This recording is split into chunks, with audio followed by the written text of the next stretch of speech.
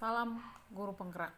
Perkenalkan, nama saya Dewi Maya Manurung dari SMK Negeri 1 Lago Putih, Kabupaten Toba, calon guru penggerak angkatan keempat.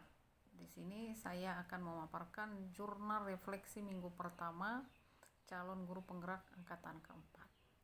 Kegiatan di MLS yang pertama itu adalah modul 11 tentang mulai dari diri.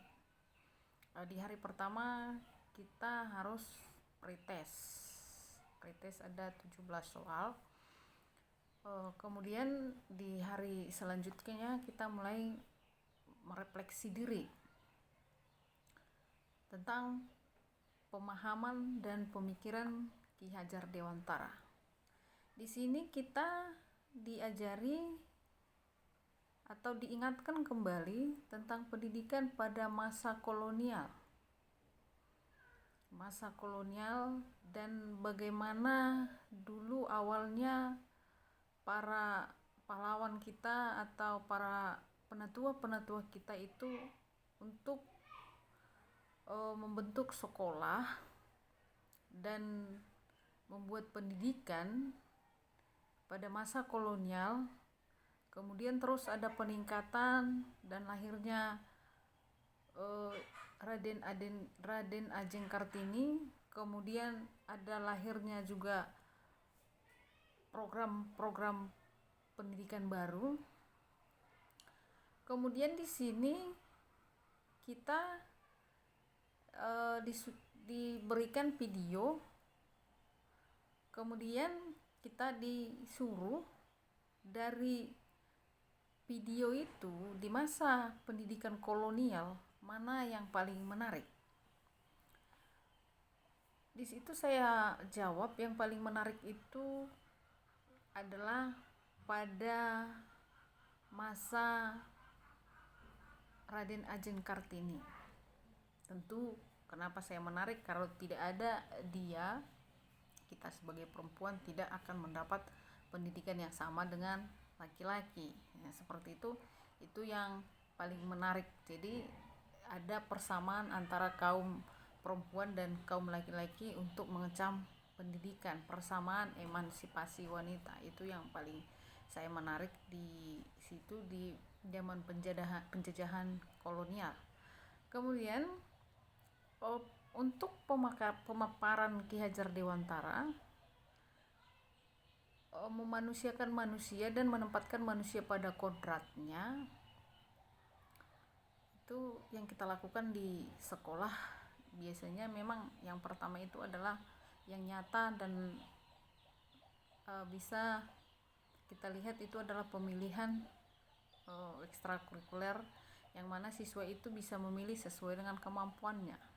Ya, seperti kalau dia mampu di pramuka, dia memilih pramuka. Ada mampu di paduan suara, dia memilih paduan suara atau seni suara. Kemudian dia mampu untuk bela diri, ada niatnya dan kemampuannya di sana, dia bisa memilih yang seperti itu. Dan kemudian untuk yang kita lakukan untuk perilaku, ada seorang anak didik yang terlambat masuk ke sekolah, bahkan bukan sekali dua kali, selalu kita ingatkan kembali, terus berulang-ulang dia melakukan yang seperti itu.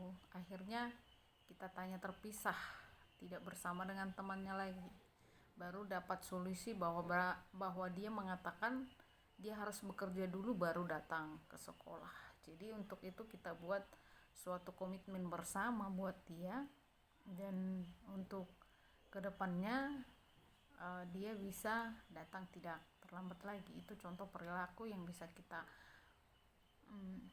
lakukan dan pengalaman kita yang di sekolah sesuai dengan pemaparan Ki Hajar Dewantara. Kemudian di minggu selanjutnya kita ada meeting dengan fasilitator, dengan Ibu Merlin.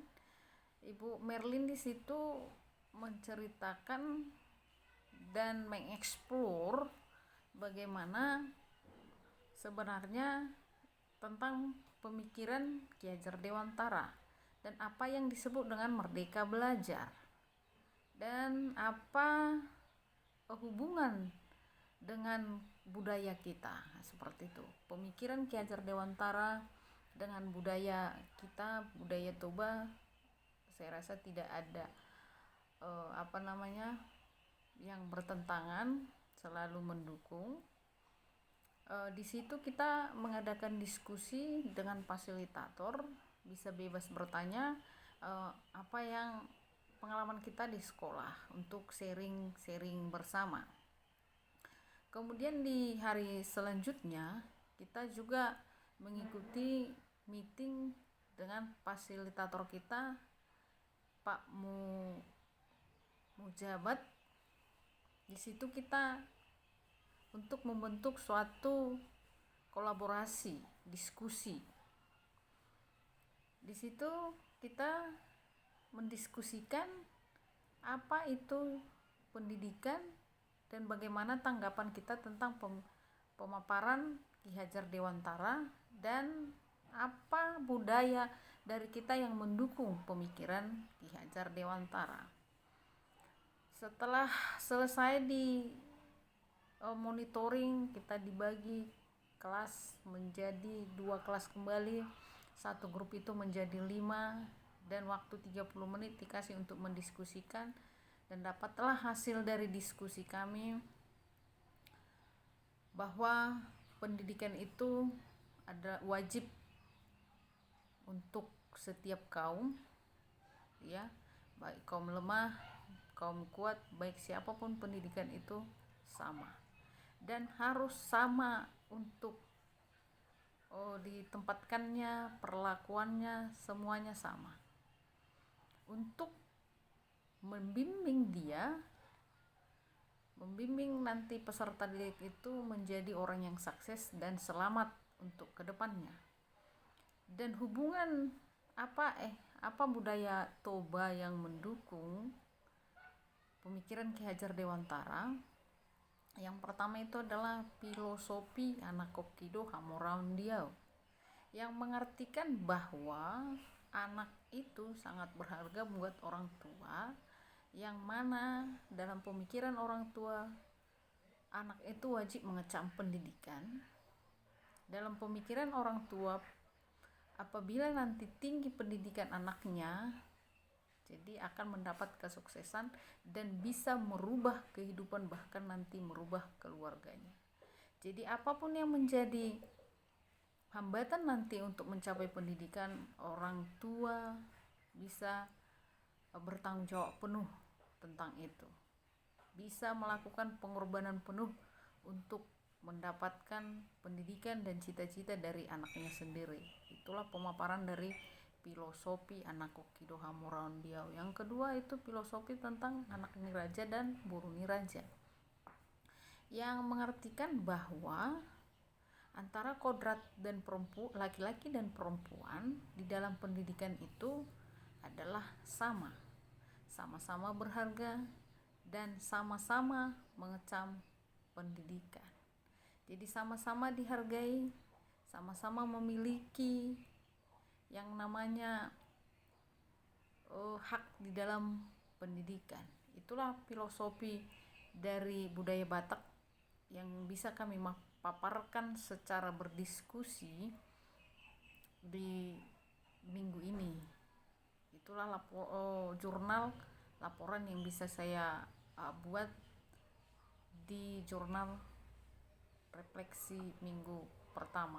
Salam guru penggerak.